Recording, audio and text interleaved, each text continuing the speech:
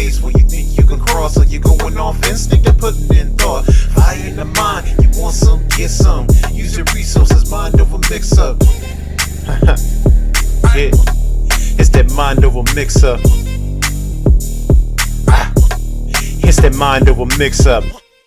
What's good, everyone? Tempestt here, and I am back with another episode for Mind Over Mix-Up. Now, I know it's been a while, and honestly, to be truthful, I have not been feeling well at all, and I've just barely been able to keep up what I've been doing on my own channel. But this subject, I really felt should be on Mind Over Mix-Up. Now, I know everybody's been debating what's been going on with that whole M.O.M clip, and it does spark a good topic of discussion. I know Aria probably has her own feelings on it, and I know she's already spoken about it in detail elsewhere, but it does bring up what is a good decision, what is a bad decision, and where that thin line between random and genius is. Now, here's my actual feelings on that clip in particular with M.O.M and that Kage player. That was a calculated risk.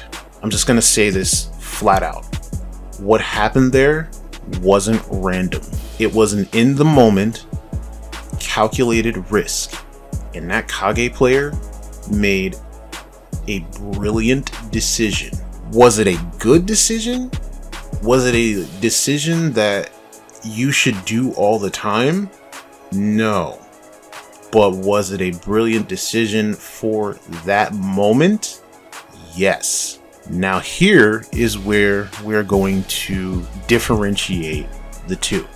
A calculated risk means that you know what you're doing you probably shouldn't do in any other situation. However, you have weighed your options based upon some sort of factor that's going on. And given the situation, you think that what you're doing is going to work based upon, again, your data that you gathered or whatever. And in that case, it was a proper decision to make. In that case, normally, however, that wouldn't be the proper decision to make. Had M.O.M had done the thing that I'm pretty sure that a different player might have done, say Aria or myself, maybe might have just like ran up and blocked, he would have lost, because all that would have been needed to do was just jab and the match would have been over. Now, people had an issue with this maneuver that he did because it's like, why? It's a good question to ask, but again, it's a calculated risk. I myself, being an unorthodox player, like to take calculated risks. I do this because I tend to play people who are much better than me, and there are times where I need to find a way to get an edge in. Now, at the same time, when somebody asks me why I do it, I always have an explanation. Generally, when somebody has an explanation, people tend to respect the decisions that they make. That's where people tend to draw the line between random and genius, other than you being a top player or you know, a not known player. But let me be very clear. If you're not a known player, that doesn't necessarily mean that your quote-unquote seemingly random maneuvers are actually random. They could be genius. It's just that without an explanation, people don't know. And just because you're a top player, look, if you don't have an explanation, it's random. I'm sorry. It is. And the thing about it is, just because other people explain it doesn't necessarily mean that's what's going through your head. You just don't have to explain it yourself because other people are doing it for you.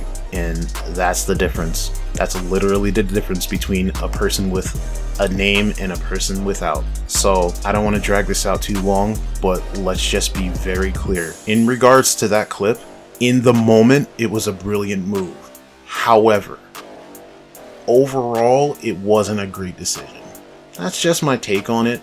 That's how I analyze it. Again, it wasn't random.